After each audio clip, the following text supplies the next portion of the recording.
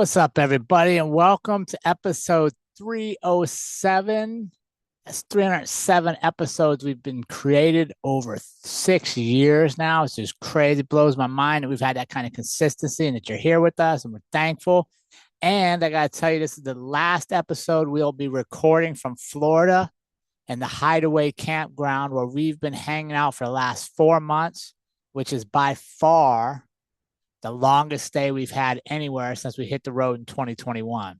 So I want to say thanks to the Hideaway Campground for having us. It's been an awesome time down here. If you're in the nature coast area of Florida, hit them up. It's a good place. It's perfect accommodations to camp, have your luxuries, but still be in nature. And I want to thank them. So this week I want to talk about we are what we say we are, right? We are what we say we are. We become what we say we become.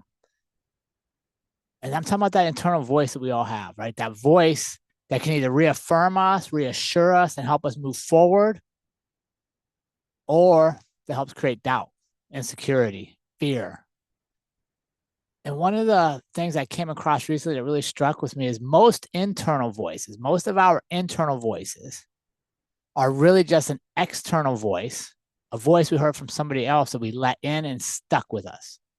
A lot of times it's from your parents, it's from a coach, a teacher, somebody that had a position of influence over you, and whatever they said has stuck with you and become your internal voice. So what is that? The nice thing is we can control that internal voice. We can reprogram that internal voice if we become mindful about it and purposeful about it and intentional in what we allow in and what we allow to stay there, right? We can reframe it. What if about instead of telling ourselves, I'm so dumb, I can't do something, we tell ourselves, I enjoy this challenge. Or instead of saying I can't or I never could, how about we bring in a resource or a friend that maybe has knowledge that can help us grow, right? We get to see obstacles and challenges any way we want. There are either going to be limits to where we can become, to where we can go, or there will be opportunities to grow. And sometimes that growth isn't even us. Sometimes that growth is by relying on an associate, I love to call them, right? An associate or a friend that has that knowledge, and they just need you to reach out to them to help impart it. Right? So what we say to ourselves becomes our reality. If we tell ourselves we're lacking, we can't, we won't, then most likely we're not. If we look for the wrong in ourselves and our circumstances, it bleeds over. It's hard to carry over, or it's hard to find the good in the world or the people around us.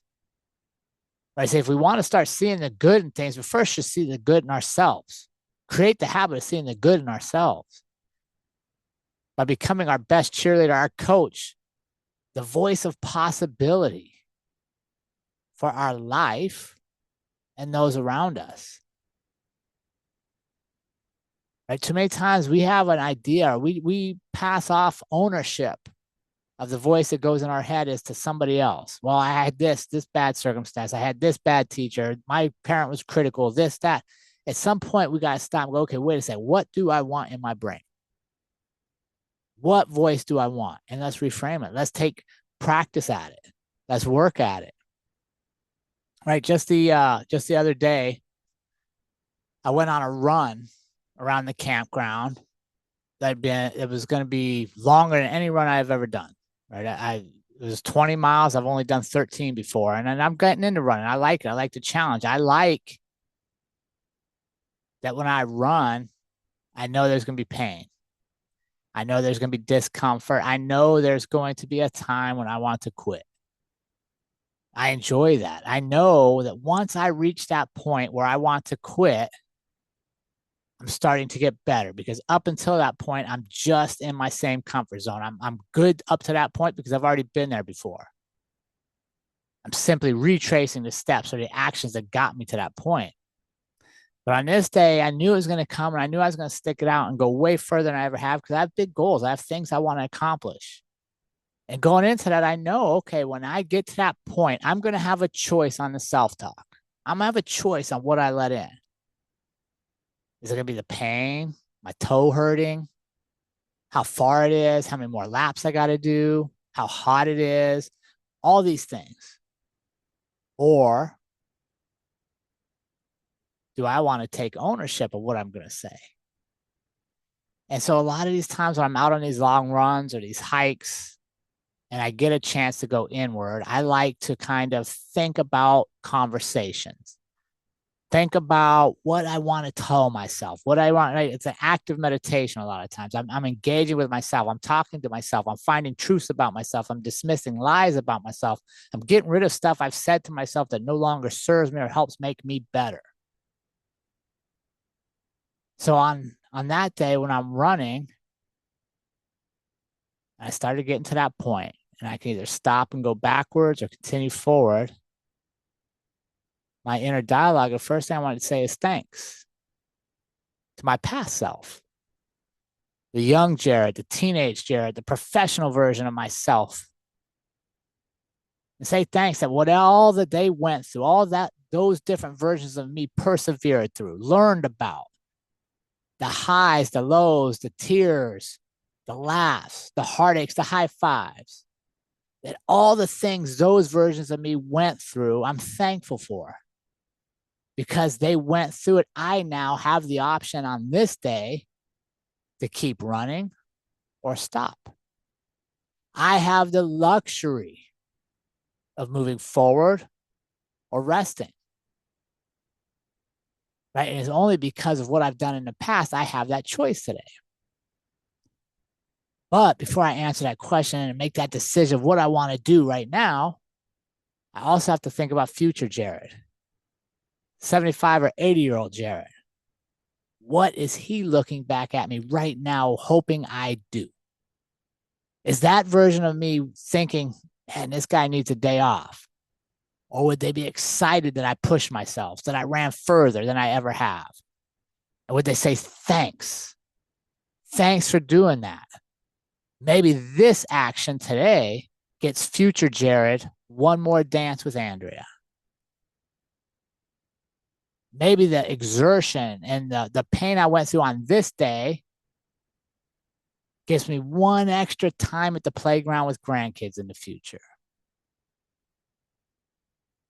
Or if I stop, make the pain go away, would future Jared look back and go,